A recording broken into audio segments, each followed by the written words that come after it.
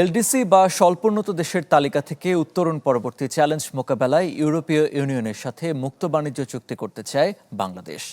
তৈরি পোশাকের সবচেয়ে বড় বাজার ইইউও মুক্ত বাণিজ্য চুক্তিতে আগ্রহী। বাণিজ্য সুবিধা ধরে রাখতে এবং বিনিয়োগের পরিবেশের বাধা দূর করতে সরকারও কাজ করছে আন্তরিকভাবে। মরিয়ম আজিজ মরিনের রিপোর্ট। দেশের অর্থনীতি ও বৈদেশিক মুদ্রা অর্জনের অন্যতম চালিকা শক্তি তৈরি পোশাক খাত। আর এই খাতে সবচেয়ে বড় বাজার ইউরোপীয় ইউনিয়ন। বৈশ্বিক অর্থনৈতিক অস্থিতিশীলতার মধ্যেও ইইউর বাজারে বাংলাদেশের পোশাকের চাহিদা বরাবরই তুঙ্গে।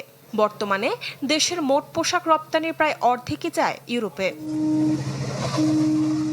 বিশ্বকাপ দেখুন বায়োস্কোপ প্লাসে, সব নেটওয়ার্কে, সব ডিভাইসে।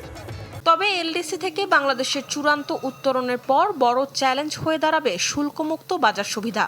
রপ্তানি বাণিজ্যে যাতে কোনো বড় ধাক্কা না লাগে সেজন্য ইউরোপীয় ইউনিয়নের সঙ্গে মুক্ত বাণিজ্য চুক্তি বা এফটিএ করার ব্যাপারে কাজ করছে সরকার, যাকে ইতিবাচক হিসেবে দেখছেন পোশাক খাতের মালিকরা।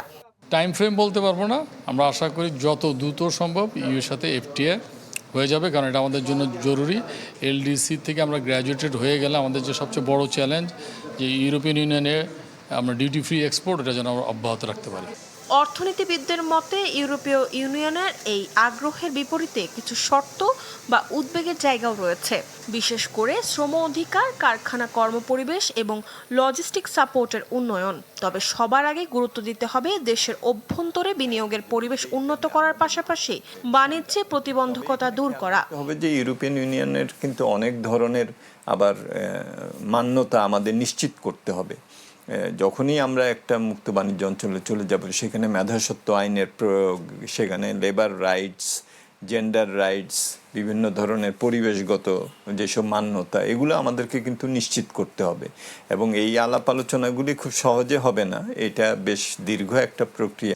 সংশ্লিষ্টরা মনে করছেন নির্ধারিত সময়ে এই মুক্ত বাণিজ্য চুক্তি করা গেলে এলডিসি উত্তরণের পরও ইউরোপের বাজারে দেশের তৈরি পোশাকের আধিপত্য বজায় থাকবে।